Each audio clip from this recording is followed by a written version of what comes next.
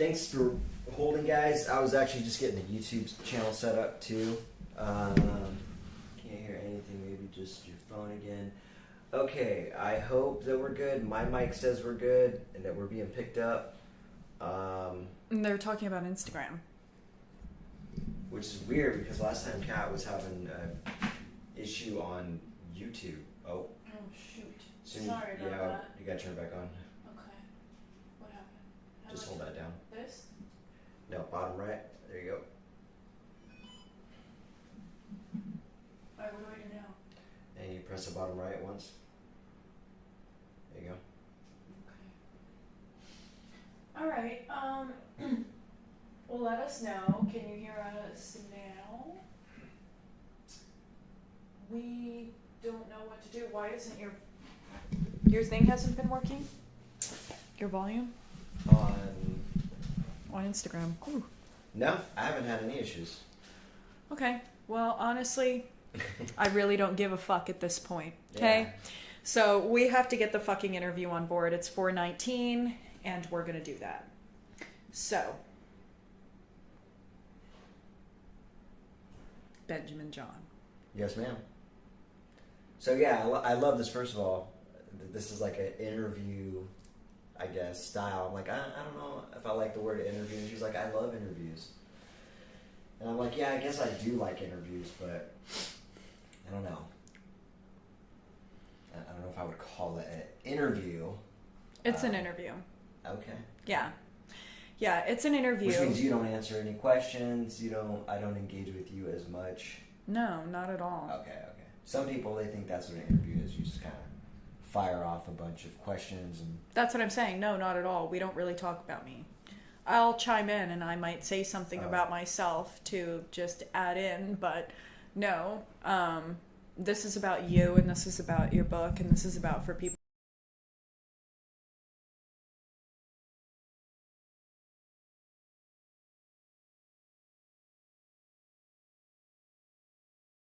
to make somebody's mind go wherever you want it to go. And when you're a good person, you can make that mind go to beautiful places. And that's what this interview is about. This interview is about taking Ben to beautiful places in his mind, and you will be here with him. So. Sounds magical. Awesome. Sounds magical. By the way, yeah, I haven't been live or posted in like a couple weeks at least, I think. Maybe it hasn't been that long, but it's definitely been a week. So anybody who tunes in, checks this live out, appreciate you. Appreciate your patience on the hiatus. I'm excited to hear what Kyra is bringing to the table. All right, so let's get into it. The first question is, did your book fight you at any point resisting what you wanted it to be? So first of all, should we give a little backstory on the book at all? Ben, the backstory of the book will be within the interview questions. All right. Sorry, I don't want to do your job for you or anything. Yeah. All right. Can you repeat the question? The question is, did your book fight you at any point resisting what you wanted it to be? No, I don't think so. I think it's more the resistance that I've experienced was more about trying to find exactly what I want the book to be about, and because I already knew what the title was, but like subtitle, I guess you would call. I didn't know what the subtitle should be, and that changed about 3 or 4 times, and then just one day it just clicked, and I was like, oh, that's it, and then I knew exactly what the rest of the book should be about. But it already aligned with everything, everything just kind of clicked. So I guess I was, that was the resistance I experienced, was I was waiting for that moment for it to click, and it did.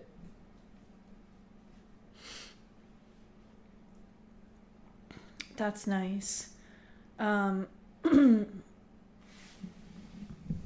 Okay. So no. So you didn't feel like the book fought you. Cool. Not really, no. All right. And then another one about the book is, if your book could talk back to you, what would have complained about most during the writing process?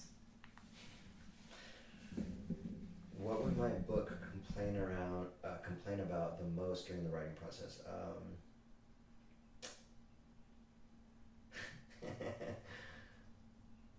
Probably that I'm not doing it enough, to be honest. Like nagging you to do it more? Yeah. So, and then as you know, lately we kind of made it a point to put writing time on our schedule. And so I think, you know, if my book had a voice, it would be that voice, you know, telling me like, hey, we got to set something up, you know, maybe, you know. Indirectly, it was the book speaking to me. But I would say the biggest complaint would be just not doing it enough. And also my biggest resistance, to be honest, just not doing it, you know. We didn't ask about the biggest resistance. On the previous question, we talked about some resistance, so just in reference to the previous question.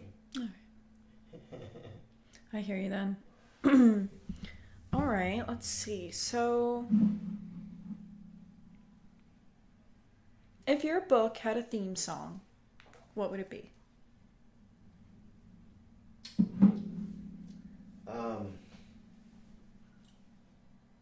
That's a good question. God, off the top of my head, I don't really know. Oh, I was afraid of that, babe. You're gonna have to pull that off and just lean it up against the stand itself. Okay, and then I'm gonna go ahead. Uh-oh. It's okay. I'm gonna go ahead and exit that out, and I'm just gonna pop back on in case.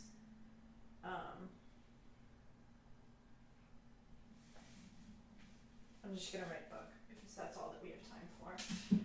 So maybe they'll be able to hear us this round. Who knows? But okay. So where were we, hon? You'll have to repeat that question. Yeah. If your book had a theme song, oh yeah, the what theme would it be? Song. Jeez.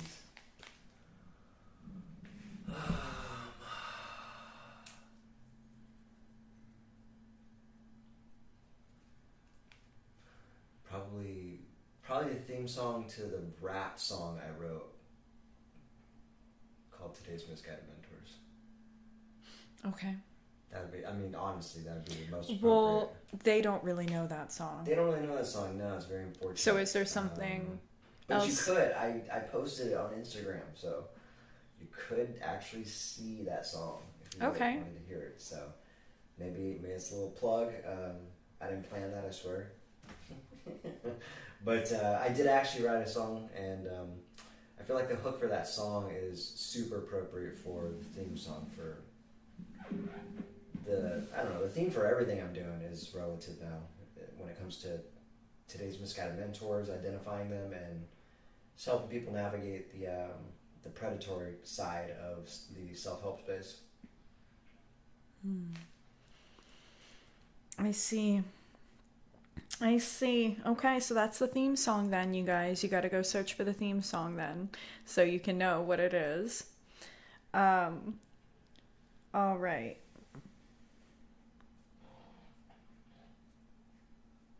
If the book was a living being, what stage of life would it be at right now?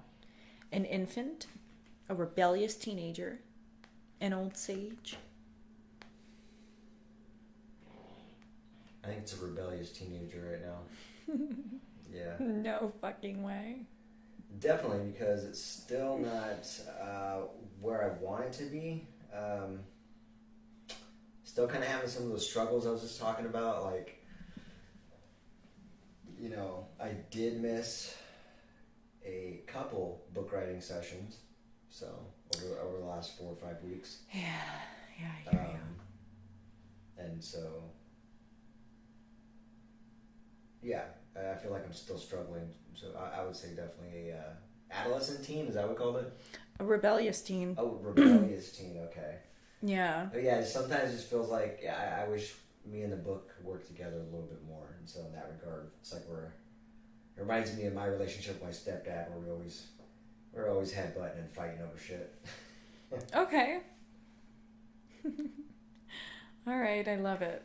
But it's working out, so, you know, on the flip side, me and my stepdad, we have a great relationship now, so. Yeah.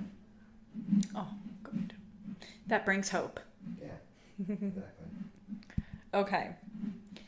Let's see.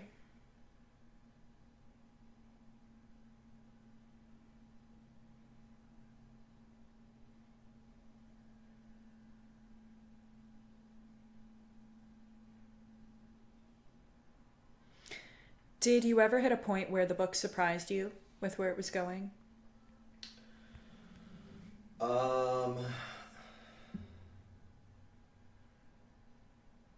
Maybe. I guess not. No. I mean, other than that moment I was telling you about where everything clicked, I was like, oh wow, yes, it's exactly what the subtitle should be, and it makes complete sense, and it kind of just dials everything in, provides a lot of clarity. I think that's probably the closest it comes to that. Is that moment. Okay. Cool. All right. Oh, that's kind of fun. If you had to describe your writing process using a movie scene, what would that movie scene be? You kidding me? I don't know if I'm that creative. Come on, baby, think. Describe my book writing process using a movie screen. A movie scene, yeah. A movie scene, rather. Like, is it, you know, in Home Alone when he touches the electric, and shocks him. He's like, oh! And then he turns into like a skeleton. Yeah. Yeah. So, like, did it feel like that? You ever seen that movie, American History X? Fuck. Yeah, you showed me that disturbing, fucked up movie. Oh, okay. Oh, that's right. Yeah.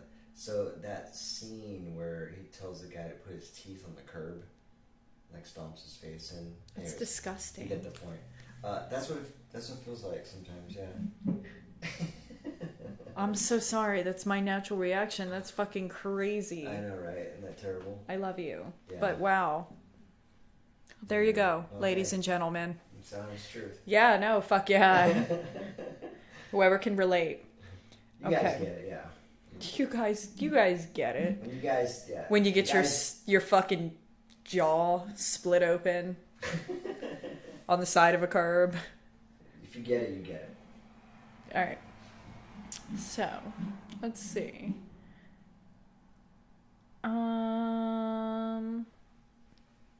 If your book turned into a human, what would its personality be like?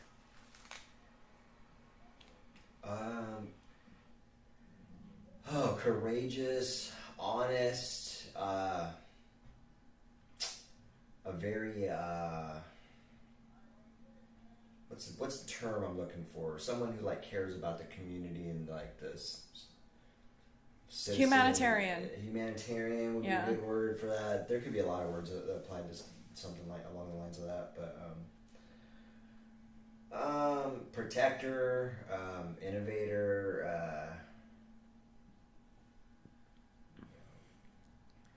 guided mentor, if you will. Yeah. No, that's a lot of words there to describe. Nice. I like it. Educator, educating. Okay. Thought provoker. Sorry, I'm still going here. No, I love it.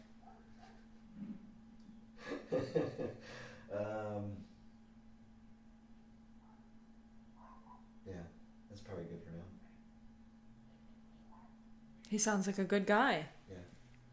Thought leader. All right. What? Just kidding. Thought leader. I'm trying to story after game by telling you random things while you keep trying to talk. I can keep going, is what I'm saying. Great. No, I'm joking. I love it. I know you could keep going. If it had a smell, no, I don't like that one. I don't like that one. That sounded like I wasn't gonna like that one. If someone found a lost page from your book years from now, what would it say? A lost page? I mean, it could say anything. Maybe it'd be...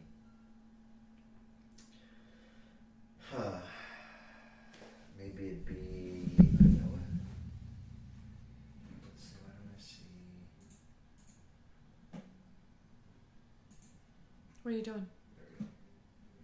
I was just fixing something. Hmm. Shoot, I lost my train of thought too when I did that. Let's go back. If someone found a lost page from your book. Yes. If someone found a lost page, what would it say in the page?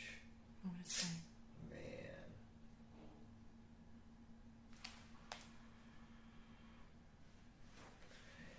Well, you know what? I'm gonna cheat and answer that.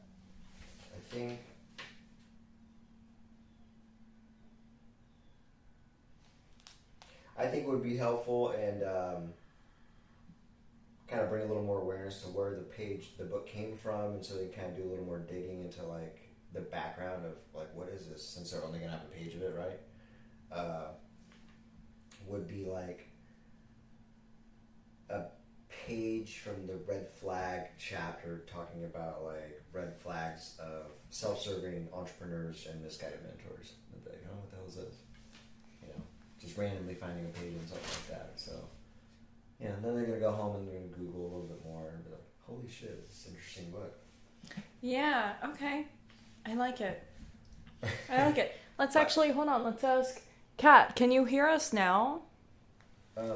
By the way, I have, for those of you, I'll just say it, this is how, I don't know who I was talking to. I think it was my friend Nick, but I was showing him my book writing process, and basically I started out by just writing all the chapters on here. See, they're all circled. I just randomly write all the chapters. Then I went back and there's 2 pages of them. So I got 2 pages of chapters. And then what I did was went back and numbered all the chapters in the order that I was going to write the book in. And so once I did that, then I was able to put it and kind of just chip away at the chapters as I'm writing the book in the iPad. So anyways, in case you guys are wondering, like, the writing process, I don't use AI or ChatGPT or anything like that. I'm just typing it from my head as I'm writing it out. So can't see you on YouTube. Oh, you know why? Huh.